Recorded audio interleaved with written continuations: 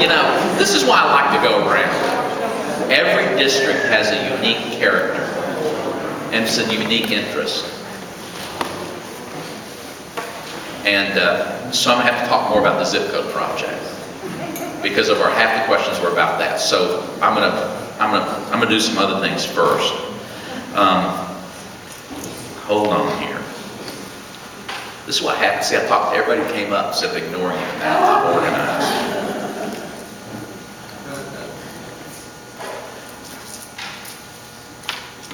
So let me talk about Healthy Church Initiative. Let me deal with a few quick things.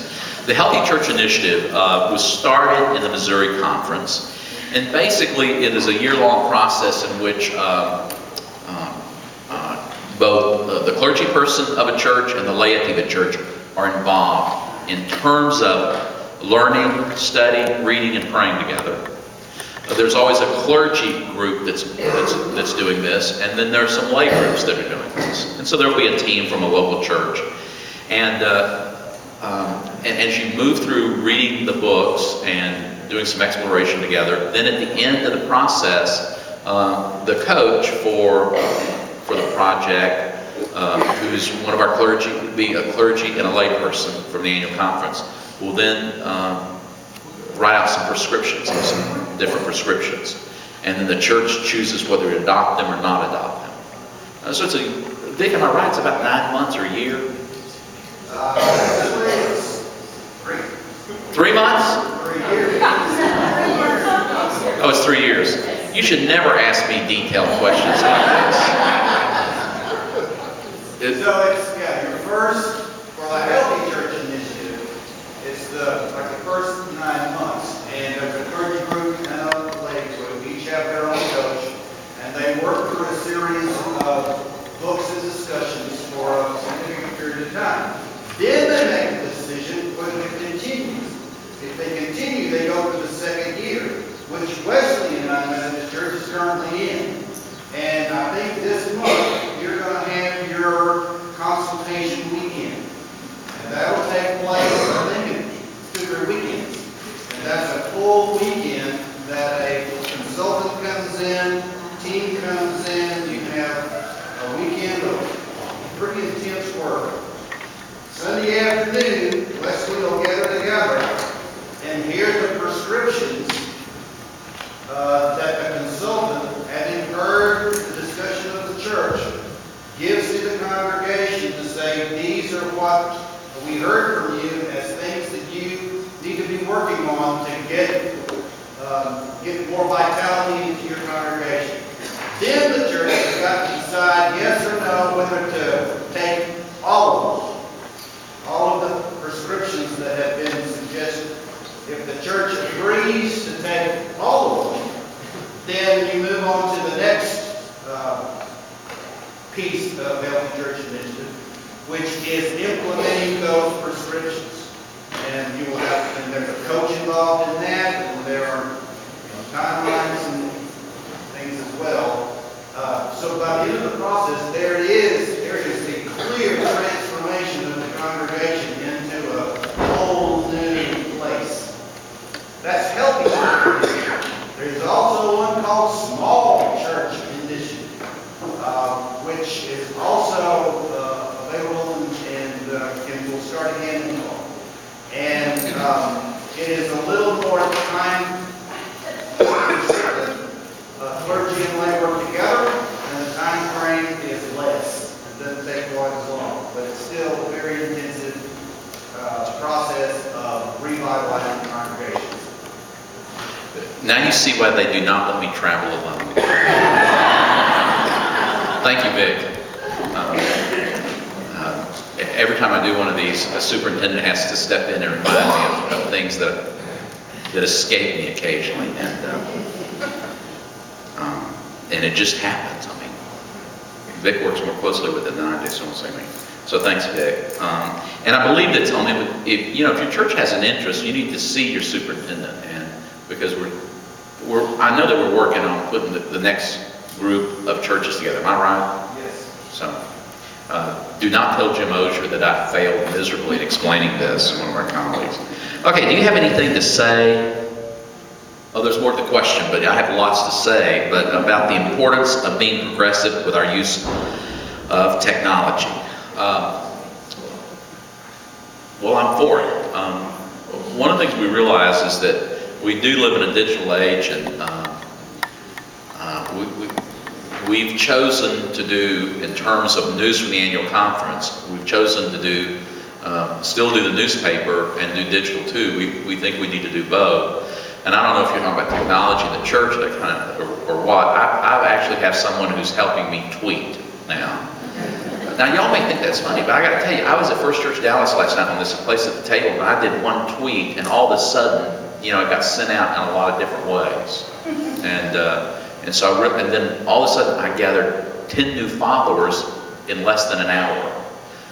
I don't think I say anything particularly unique, but it is the way in which people connect with each other. And so I'm for it. It's just that I'm in the middle of something and I'm moving so fast and my schedule can be so full that I forget to use the technology that's on my phone just for Facebook or Twitter, those kinds of things. So I need to say that. If we're talking about worship, I need to tell you that I know that people have all different kinds of opinions. And I said at an administrative board meeting about the year before I left the First Hearse, when we were talking about redoing the sanctuary because we were completing a massive organ project. I said, we're going to have to place screens in the sanctuary. And I mean, you would have thought, because of who I am, people actually thought, who are you and what did you do with our pastor? But I want to tell you, there's some times I wish I'd had a screen to show something. And there are times I think I'm a fairly effective storyteller, and times I'm not. But I can remember talking about just a piece of art and how it hit me when I saw it in St. Peter's Basilica, and it was the Pietà. And our minister of music came up to me after and said, I know how resistant you are, and I concur because of the way you think about it. But when you were describing the Pietà, you need to know that half the people, they'd forgotten. Or they may have not had been teaching art since you left school, which was his way of saying they don't teach art in school the way they used to 57, 80 years ago. So, but I think technology is very important, and we got to remember this has become, and I heard it from somewhere else, so I'm just adopting it. We've got to be more connected to the mission than to the model. The problem is we get connected to the model or the process rather than the mission. And so that, God's gift to me, and in terms of being a bishop, is this. I've become acquainted with so many different ways of performing the mission. And I realized that in my life I'd been too connected to the model. And I have been surprised about the different kinds of models I've seen in North Texas. And what I say is I've learned to embrace things I would have never thought about embracing before in my life. And it sort of reminds me of an illustration I've used in terms of sermon, in terms of our even openness, in terms of our own hearts and souls, and even to the ongoing revelation of God, is think about being a trapeze artist. Since I hate heights, this is a stretch for me, but if you're a trapeze artist, you're holding tightly onto that bar. But if you're supposed to get to another place, you have to let go of the safety of that bar to grab on to the next thing. And frankly, for me, that's what the faith is about. Is letting go of that which is secure and taking the risk on being able to grab the next thing. Because faith means risk. Okay. I had a couple questions about the PowerPoint slides available, so let me share with you about this. So the book from the back team document is 80, 90 pages long. We're getting ready to post on the North Texas Conference website the full report along with an executive summary. And we're still refining the executive summary because I think that it shouldn't be any longer than 2 pages if it's an executive summary. So we'll post all of that online. The slides will be online, and so you can use them in a way that you choose to use them. But this is my only hope and promise, that you can set the context well. So if you use them in your church, be very deliberate about not just showing them, but be deliberate about the context, why we did it, and then use it as a way to talk about how we need to open ourselves up to getting better, not to bash where we are. Everybody with me? So it's just the way in which you use them. That's just my prayer about that. But you know, it's you're going to hear more about it at the annual conference, and so that's a piece. What classes are there to learn how to do hospital visitation? So I don't know how to really where this is coming from. So let me make a stab at it. I think if you're a lay person and your church is asks you to do some regular visitation, I think your pastor can be helpful to you. But in terms of classes that are available, we were talking about lay servants. Somebody came up to me.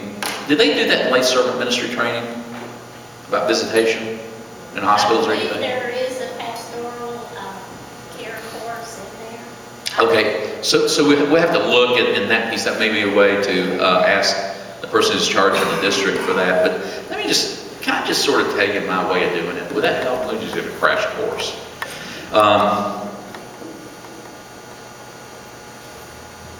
I never stayed too long.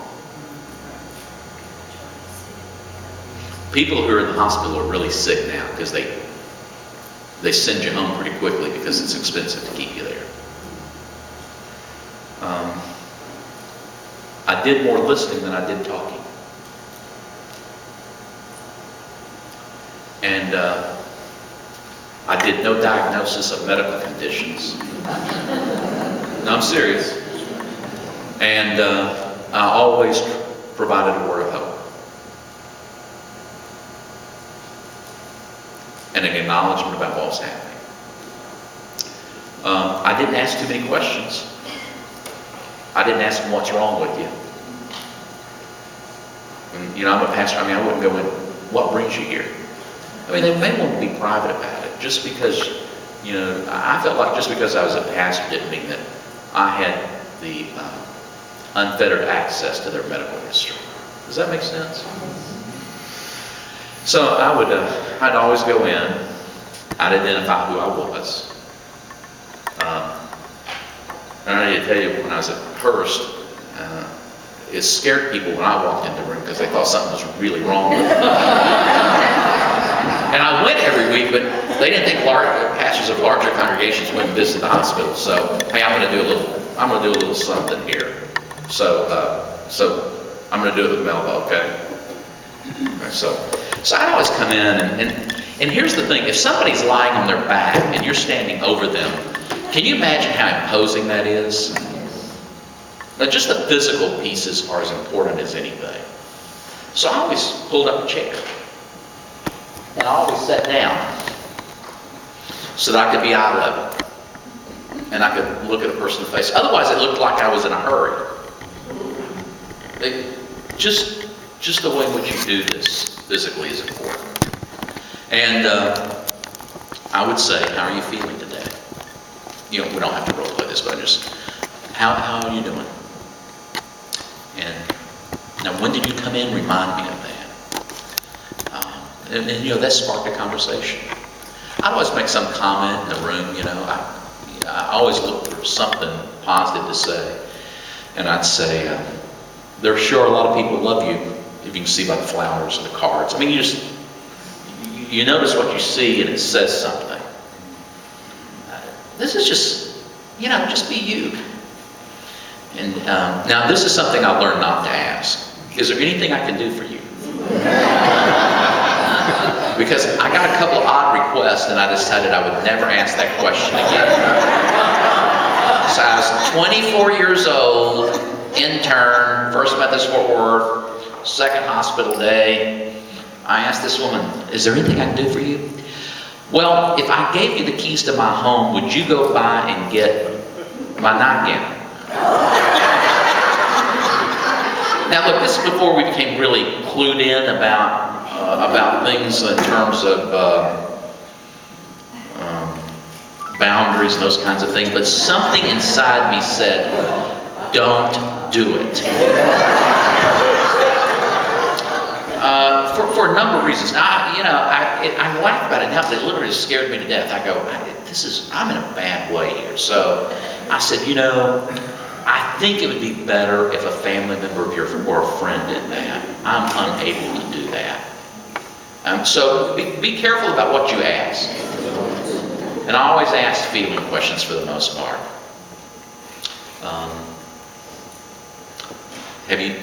Well, no, I don't. I mean, let's say, so have you heard a good word from your doctor?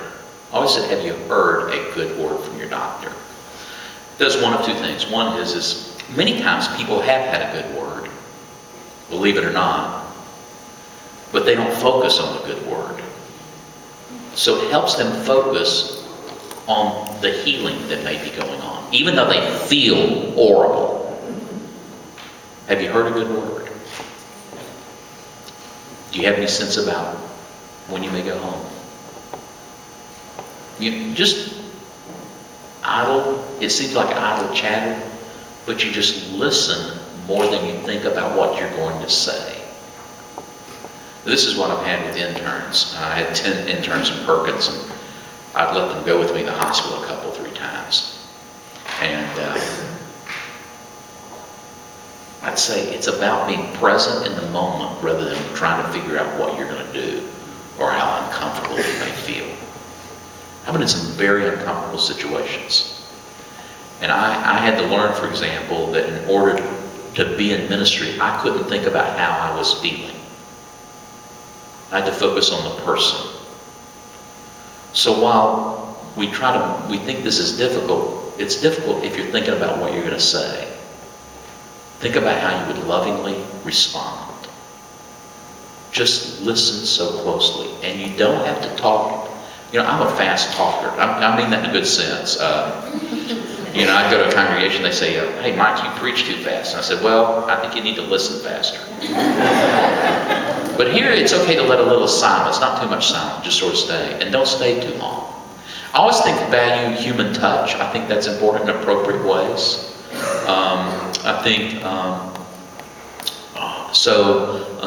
If I were going to pray, I would always hold the other person's hand. And I'd be careful what I prayed for. I never said things like, we pray that God's will be done in this place. And the reason why is that,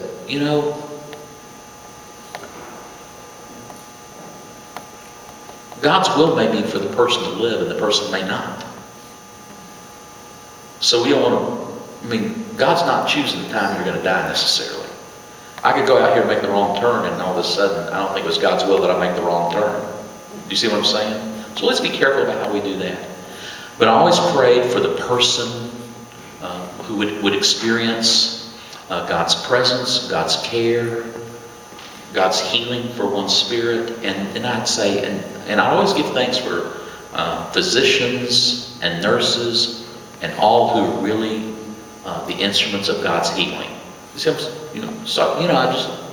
that's how I did this. I think if you're a caring person and you don't inquire too much and you just listen, it means everything. It's like when I tell people about what do I say with someone who's suffered a loss in terms of a death in the family. And we're so afraid of silence. But human touch is important. And just the fact that we convey that we care is important. And if you're coming on behalf of your Sunday school class, name it and claim it, And I want to say, how many of you have Stephen ministers in your church? We had a lot of Stephen ministers at Hearst, and there are times I thought it was great, and times we couldn't keep them employed. And by that I don't mean employed, deployed.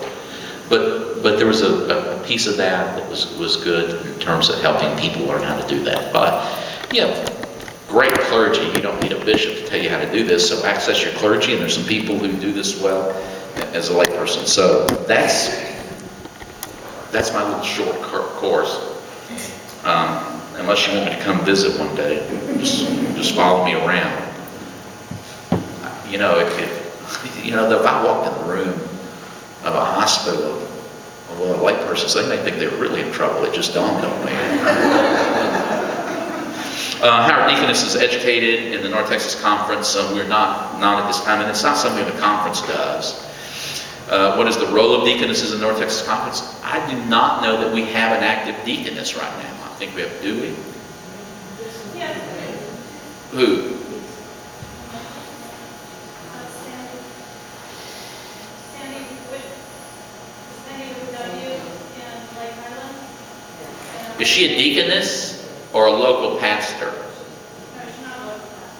Okay. I'm really, if we had, so I didn't know that.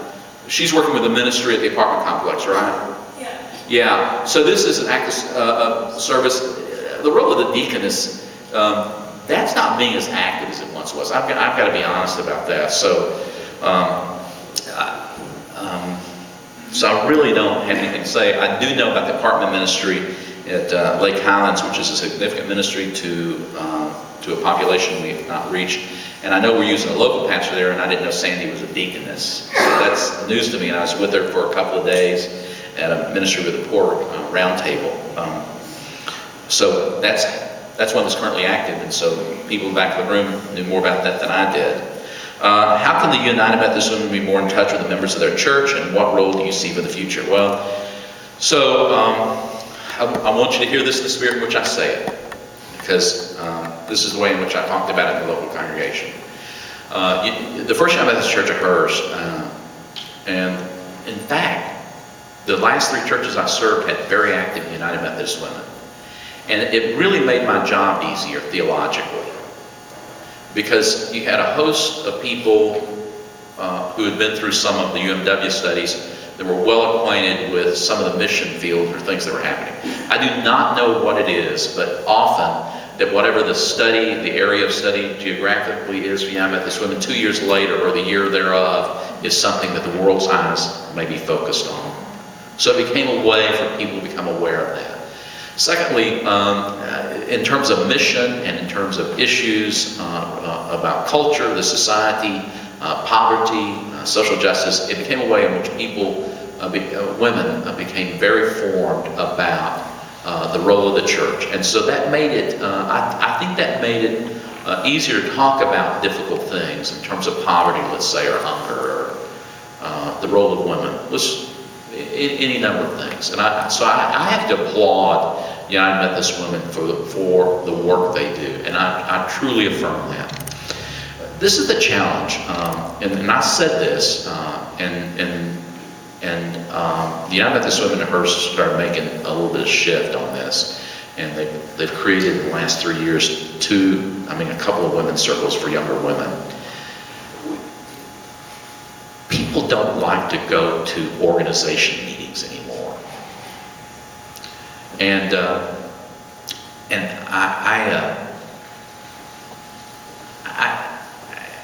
if you hear this in a negative way, United Methodist Women, this is said with great appreciation for the mission, but a concern about the model.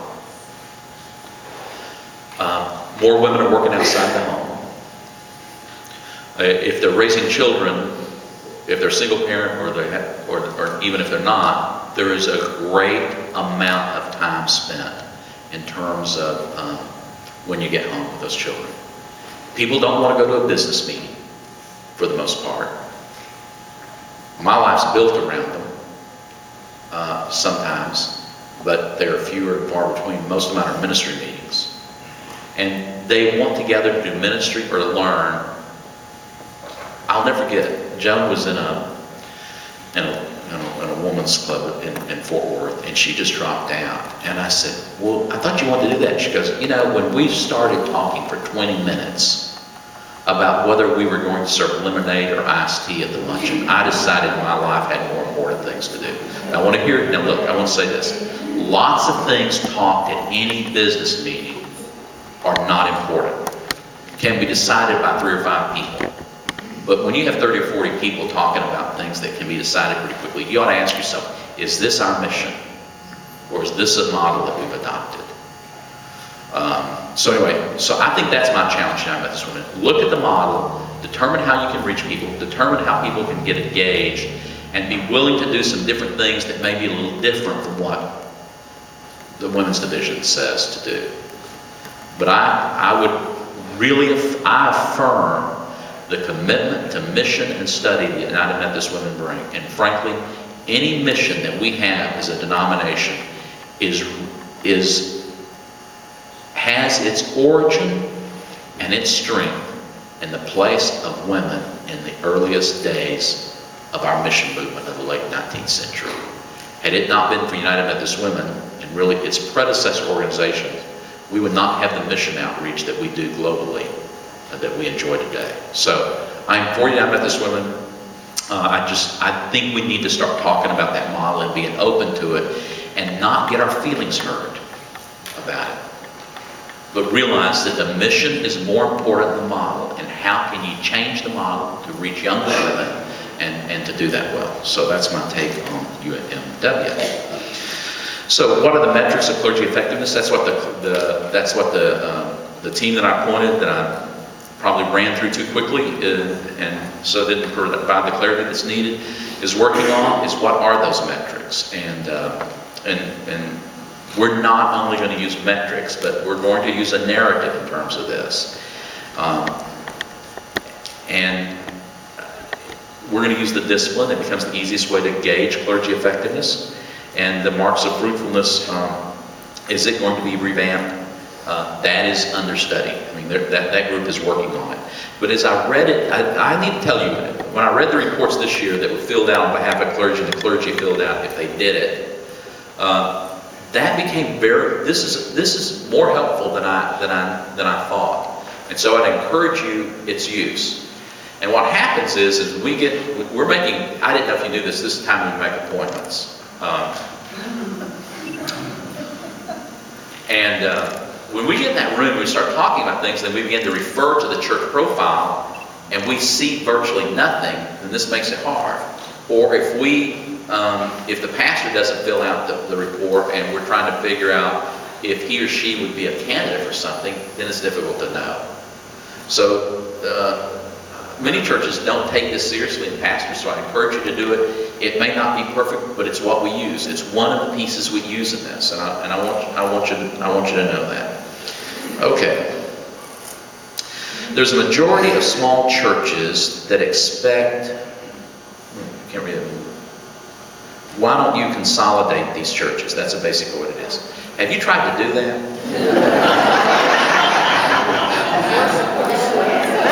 I'm coming with Teflon body on to do that, I want to tell you. How many of you want to consolidate your church? I mean, let's be honest. Okay, now all joking aside, that may become a more effective way to do ministry. Letter from a layperson in another district.